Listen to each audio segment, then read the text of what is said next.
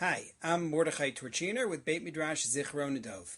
Our Beit Midrash, in tandem with Congregation Shari Shamayim here in Toronto, is presenting a Shavuaton, a week of learning about the pandemic and various aspects, ethical, philosophical, and halachic.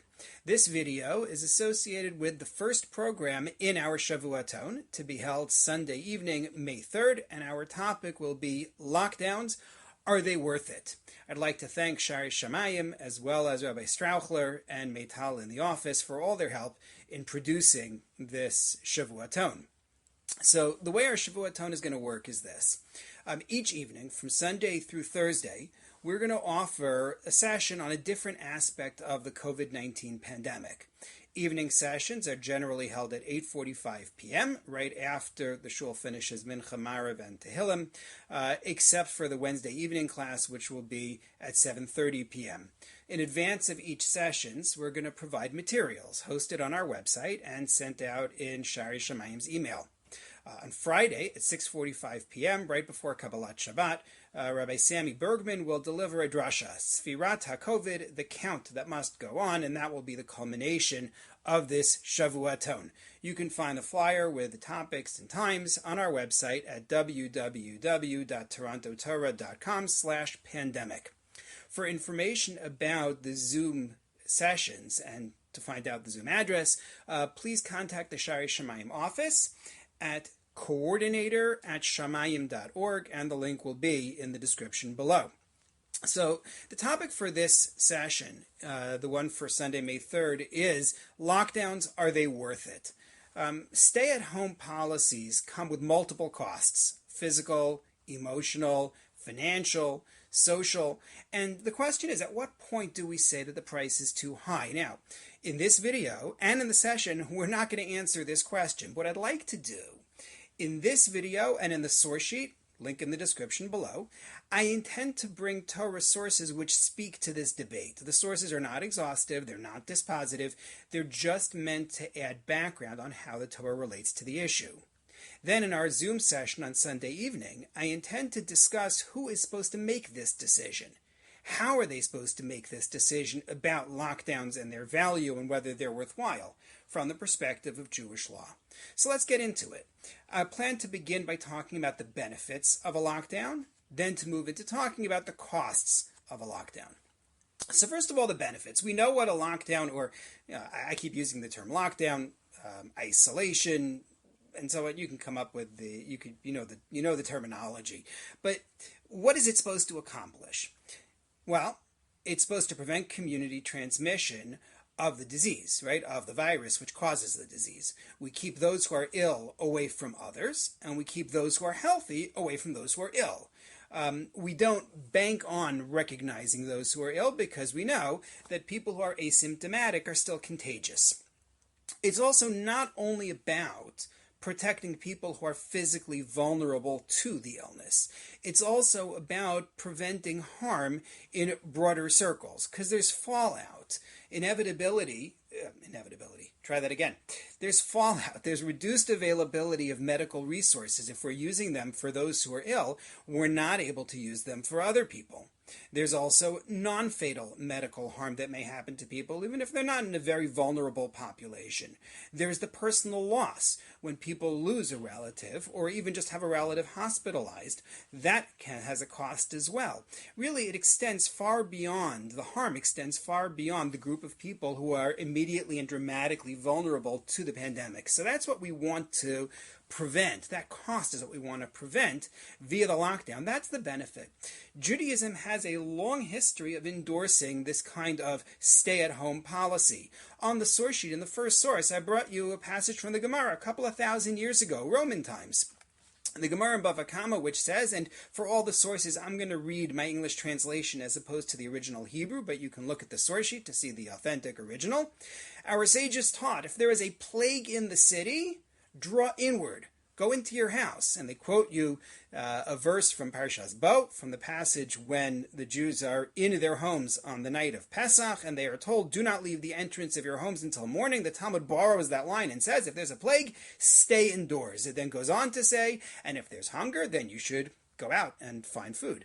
But the point is, stay indoors. You can move to more contemporary times. You move to the cholera epidemics in the 19th century. I brought you a passage from Rabbi Akiva Eger in which he spoke about limiting the size of groups that would pray in the synagogue to 15 and making sure that people will stay away from each other, that they'll be isolated, and using the police in order to do so. There's a lot more that you could bring on this. This is just a summary video. The philosophy behind having the community restrict itself in this way, staying at home, acting in order to protect the vulnerable, that idea can be expressed in a couple of different ways. One approach, as expressed by Rabbi Eliezer Waldenberg in source number 3, is that we view the community as a set of individuals. We know within Judaism that each individual has an obligation to look out for others. I have a mitzvah of v'ahavta l'reacha kamocha, love your neighbor as yourself. I have a mitzvah of looking after the property of other people, and so on. Well, if I have an obligation to look after the needs of others in all these other ways, certainly on a medical level I do, and you could bring many more proofs to that. Do not stand by while your brother's blood is shed. So Rabbi Waldenberg's philosophy, expressed in number 3, but also elsewhere in his writings, is to say the community is a set of individuals. Each individual has an obligation to look after others, so therefore, hey, stay at home. That's one way to look at it. Another way to look at it, Rabbi Yosef Shalom Elyashiv, he suggested that you can look at it not only as the community is a set of individuals and they each have a personal responsibility, there is a communal responsibility to look after the welfare of the community. I brought this in source number 4 from his son-in-law, Rabbi Yitzhak Zilberstein. Rabbi Zilberstein writes, by law, we must save the greatest number of ill people. What he's talking about, I should preface, is a case in which someone has made a contribution, a large contribution, to a hospital, and the question is, where do we invest it? What do we use it for? And he says, by law, we must save the greatest number of ill people. Invest financially in emergency care and in NICU, as opposed to a transplant unit where you'll spend a large amount of money to save fewer people. But then he continues to say, one cannot close or fail to open a transplant unit because communal needs are also considered life-saving. This is a communal need. There has to be one. Why? Because if the transplant unit would be closed, it would cause low morale. People would refuse to live there. Rabbi Elyashiv says, the community has to preserve its status as a community. You need to build a space in which people wish to live. And therefore there's an obligation, and that translates here. Not only do I have an obligation to stay at home in order to protect other individuals, I have to stay at home because I want a community that people are going to want to live in and be able to live in. That's on the side of the benefits of a lockdown. Switch gears. We have practical questions about the value of a lockdown. Today, as I'm filming this, is Wednesday night, April 29th. Today was Yom HaAtzmaut, Chag Sameach. If you take a look at source number 5, you find a news story from today. CBC, people are getting COVID-19 by community transmission, but Ontario knows little about how.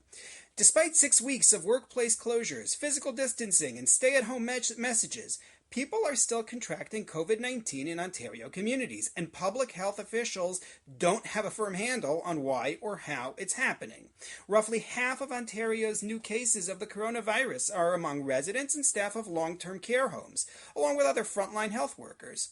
But for the remaining cases, the sources of infection are often unspecified, and as I heard it discussed in a news story on the radio this morning, there's a lot of concern, because if people are following the lockdown, why are we still getting large growth in new cases, greater growth than was expected after we've been in a lockdown for this period of time? So does it actually work is one question. And then on the other hand, is it truly necessary? And in source number 6, I brought you an article headline, Flat Out Incorrect. Scientists debunk Saskatoon biologists' claim. And this is also from the CBC.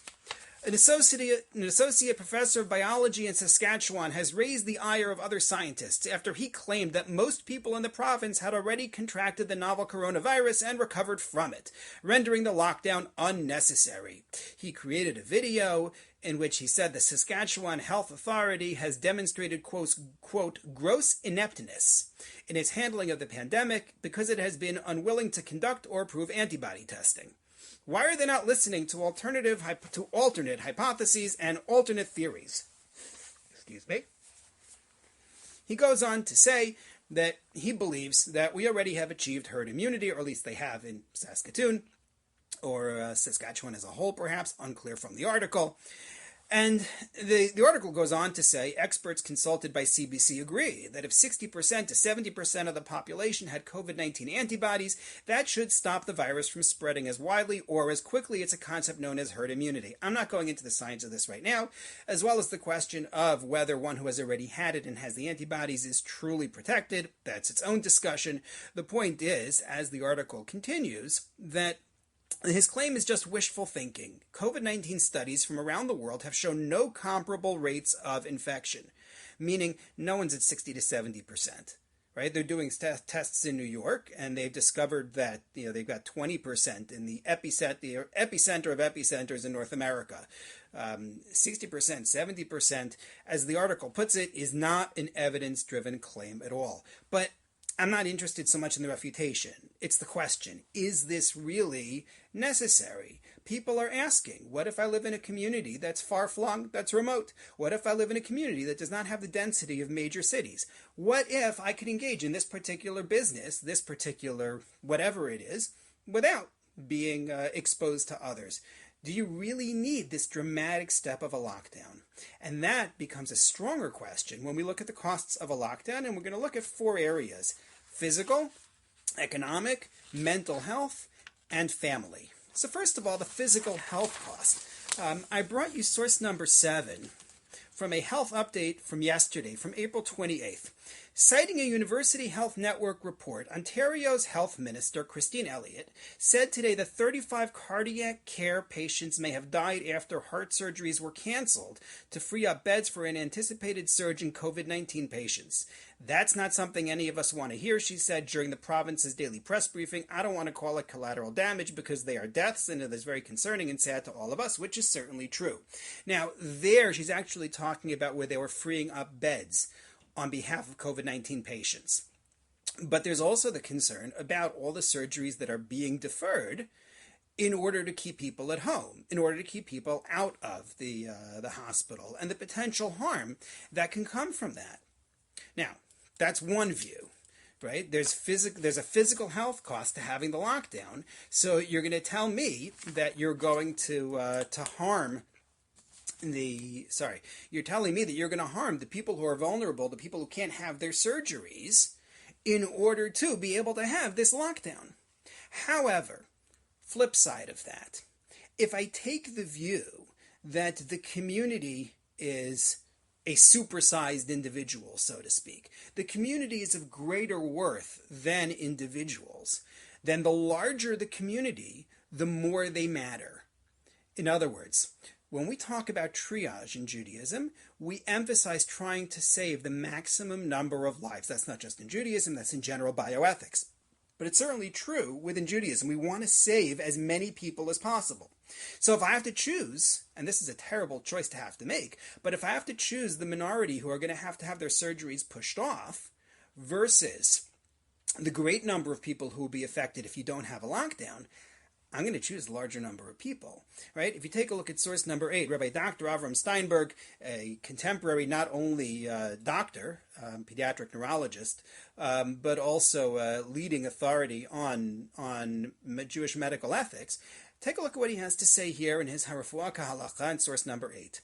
The community and the collective are not only a collection of individuals, but an independent entity of its own nature, with its own rules, and with the community's collective needs, sometimes even at the expense of the individual.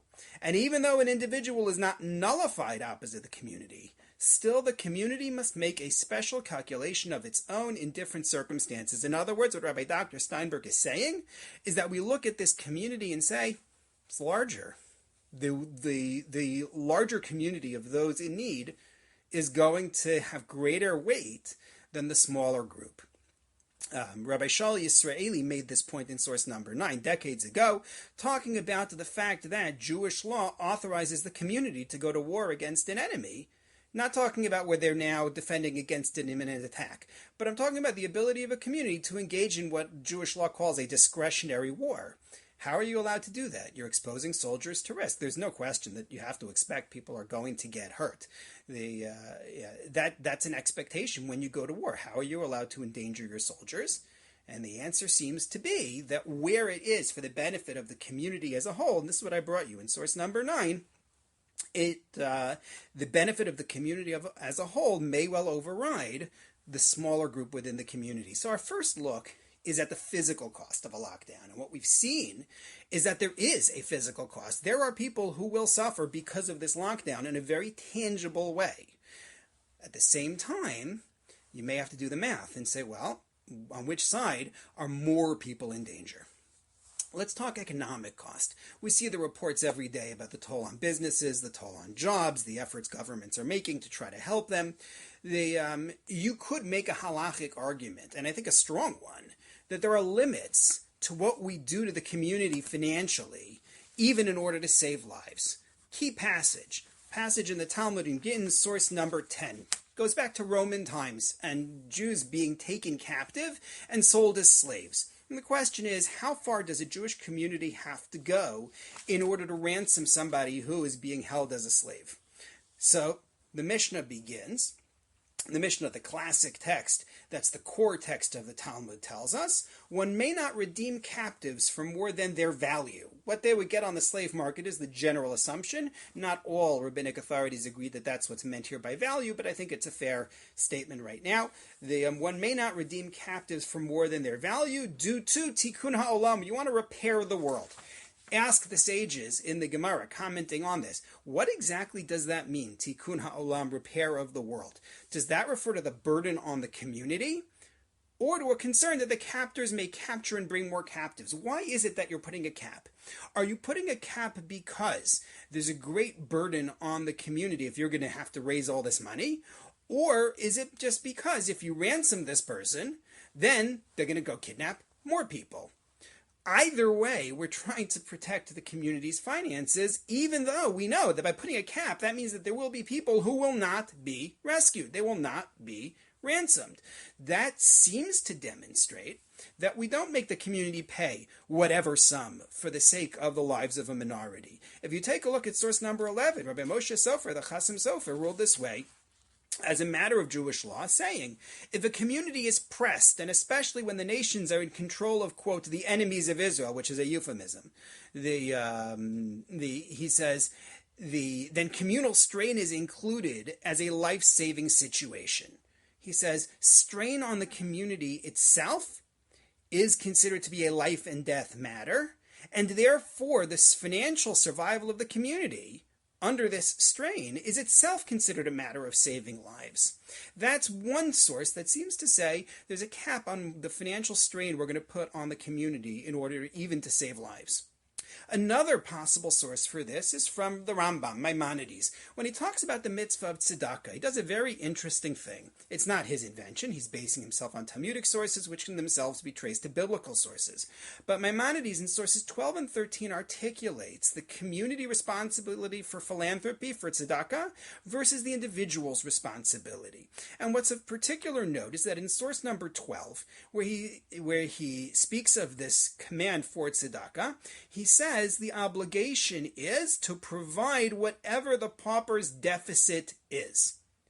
Which, if you go back to the Talmud, you find out means you look at whatever this person's original living standard was. How did they grow up? How did they live before they became impoverished? Assuming that there was a life before they became impoverished. And you try to make up that standard, whatever that is. The Talmud is very extreme. It says if he used to ride in a chariot with runners before him, well, that's what you have to provide. Fill the deficit. Of course, if you can't provide that much, then again you do triage. What can we do? Nonetheless, the point here is when Maimonides speaks in source number 12, he says there's an obligation to provide whatever this person is lacking from what they're used to. Then you take a look at source number 13. And in source number 13, he talks about giving tzedakah as part of a community. Listen to this. One who dwells in a land for 30 days is compelled to give tzedakah to the weekly kupah collection with the citizenry. One who dwells there for 3 months is compelled to give to the daily tamchui, which was a food collection. So if you live there for a certain period of time, you have to give to the weekly food collection, or weekly funds for food. The second level one is the daily food, and that you do if you live there longer. One who dwells there for 6 months is compelled to give clothing for the local needy. One who dwells there for 9 months is compelled to give tzedakah for burial.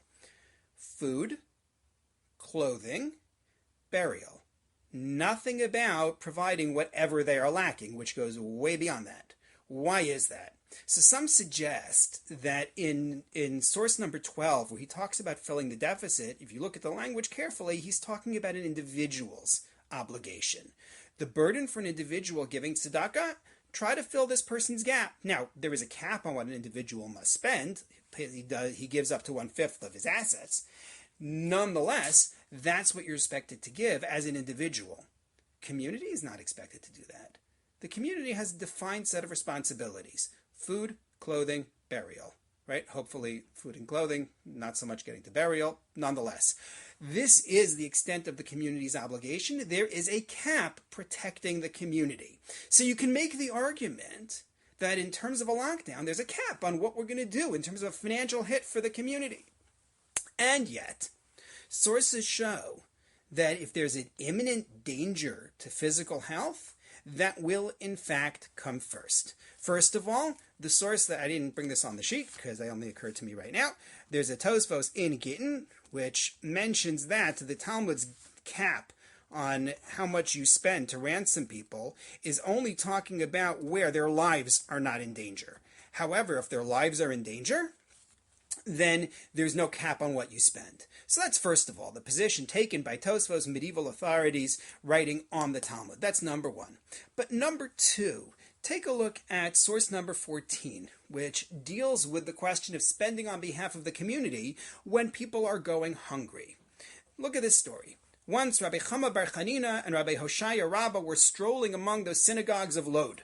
Rabbi Chama bar Chanina said to Rabbi Hoshaya, "How much money my ancestors sank here? They invested so much to build these synagogues." To which the reply was, "How many lives your ancestors sank here? Were there no people exhausting themselves in Torah?" Meaning you had people you could have supported with that money.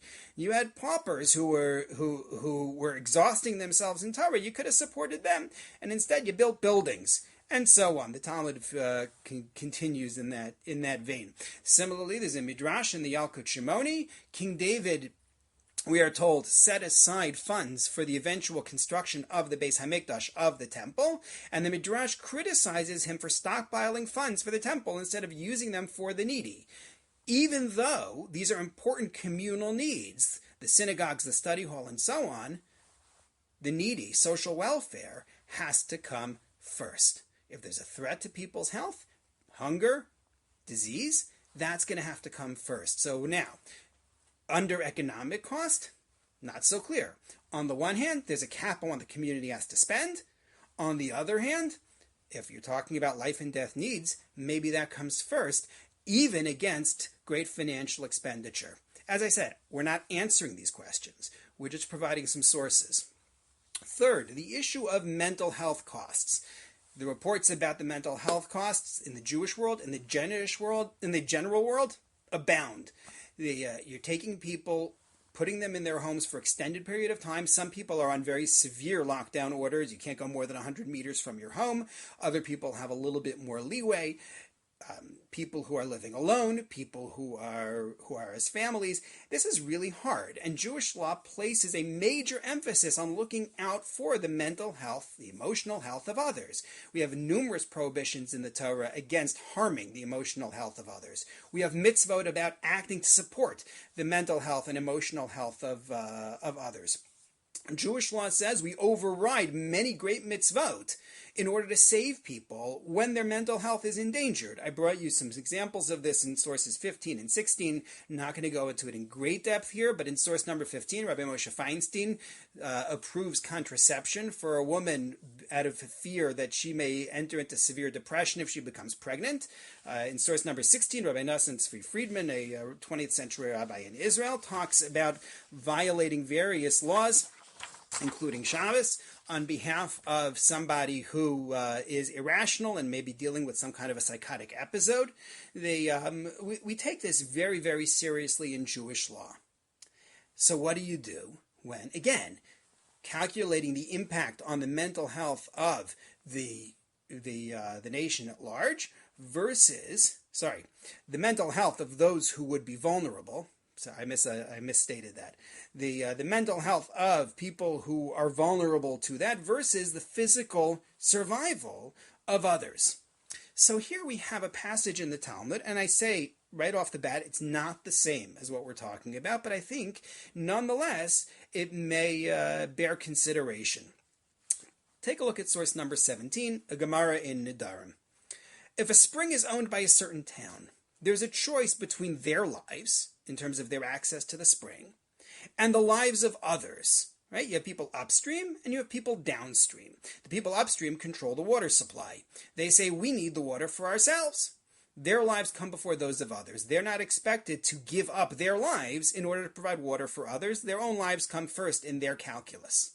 What about their animals versus water for the animals of others? Again, their animals come first. And if there's a choice between their laundry and that of others, their laundry comes before that of others. Straightforward. We do not obligate people to abandon their own needs in order to take care of equal needs for other people. If there's a choice between the lives of others and their laundry, then, say the sages, the lives of others precede their laundry. So the people who have access to the spring first are not entitled to take the water for their laundry, while other people are starving, while other people need drinking water. However, along comes the sage Rabbi Yossi, whose word carries a great deal of weight in the Talmud. And he says, no, their laundry precedes the lives of others. Asks the Talmud, what in the world are you talking about, Rabbi Yossi? You're telling me lack of laundry, right, is going to cause pain. Well, lack of drinking water is also going to cause pain. Why are you not concerned about the drinking water for the people downstream? To which the answer is, Rabbi Yossi says the need for laundry is actually much greater than you realize, and he quotes the sage Shmuel. Rabbi Yossi didn't quote Shmuel. Rabbi Yossi lived before Shmuel. But the Talmud, observing this debate, quotes Shmuel. Shmuel, a 3rd century sage, was also a doctor. So this piece of advice that he gives, it should be viewed in that context. He says, a dirty head leads to blindness. Dirty clothes lead to depression. A dirty body leads to boils and sores. I'm not clear on the blindness piece. The boils and sores, I think, are self-evident. Dirty clothes, he says, leads to depression. Keep in mind that based on sources from the Talmud and contemporaneous sources, we know that Jews living in that Roman era very often had very few changes of clothing, 1 or 2 possibly, and that's it. Number one. Number two, they dealt with vermin in their clothing. We have discussions in the Talmud and in Jewish law about picking vermin off of one's clothing on Shabbos and so forth. These are people who, like, you're talking about not having laundry. That doesn't mean they're missing bleach. It means that they're living in filth. That's what they're talking about. And he says that can actually lead to depression. So that's why Rabbi Yossi says their laundry comes first. Their mental health comes before the drinking water of others. So that's Rabbi Yossi's position. But we don't follow Rabbi Yossi. We follow the sages. And we say the drinking water of others still comes first. Rabbi Yissi Yehuda Unterman, the second Ashkenazi chief rabbi of the state of Israel in the 1960s, rejected Rabbi Yossi's position. He said, as dire as that need is in terms of the laundry, nonetheless, you have some time before that becomes dangerous. Drinking water is immediate. That's one point. Rabbi Moshe Feinstein argued that actually even Rabbi Yossi didn't mean to put the mental health before the drinking water. He was talking about where there's a possibility for the people who are downstream who want drinking water to move. Yes, it's hazardous to move. Yes, it's financially devastating to move. Nonetheless, they have that possibility, and therefore it's not really a life and death calculus. Then he's willing to put the laundry first, but otherwise not. Again, this is not quite the same as what we're talking about in the lockdown case. I only bring it to show the calculation of, on the one hand, physical needs, and on the other hand, mental health needs. And that physical needs may well come first, and I think that carries weight when we're dealing with the lockdown. Last item, the cost to families. The tensions between parents and children and between spouses are high when you're in isolation together for a long period of time. Existing fault lines are exacerbated, new ones are created. I brought you source number 19 out of China, a report on the rise in divorce rates after the end of the lockdown. And look, Jewish law certainly values families. I mean, that I think doesn't even require that I bring you a lot of sources on that one. But again, there's another side. There is another side. And the other side puts the physical health of the community over a family's health. In source number 20, I brought you a passage in Megillah. This is regarding the story of Esther and Achashverosh. Esther, who goes to Achashverosh, right? Originally, she is taken by force, but then when the Jews are in danger, she goes to Achashverosh willingly and puts herself at his disposal. As the Talmud reads it, and this is a longer discussion, she was originally married to Mordechai. And by going to Achashverosh willingly, that meant that she was ending her relationship with Mordechai. This is a bigger discussion in Jewish law, not for this video right now, but take a look at source number 20, the Talmud's line. Esther says when she's going to go to Achashverosh, as I am lost, I am lost. As I am lost from my father's house, she says to Mordechai, so I shall be lost from you. That's it. Why does she do it? To save the physical health of the Jews. And she gives up the family relationship. Now, there are numerous reasons why this is not the sole source that should be brought on this. I'm only trying to show an example of asking that question of family first or life of the community or physical survival first, and here physical survival is given primary importance. So again, to summarize, we've talked about the benefits of a lockdown as well as the questions about the value of a lockdown. Is it working? Is it necessary? And we identified 4 areas in which the lockdown has a major cost for the Jewish community or for individuals within the community. Physical health, people who are not able to access services, including health services that they need. Economic cost to businesses. Mental health cost, as well as cost in terms of relationships. And what we said is that there are sources in each case that can be brought, that can be marshaled to say, nonetheless, physical health will come first. Physical health of the community will come ahead of these other costs. Nonetheless, it's not dispositive. What I want to discuss when we have our Zoom session is, so who balances this? Who makes the decision? How is that decision made when you have to make that calculation? So I hope that you will join me on Sunday evening on Zoom, Sunday evening, May 3rd at 8:45 p.m. to continue this discussion. Thank you very much for watching.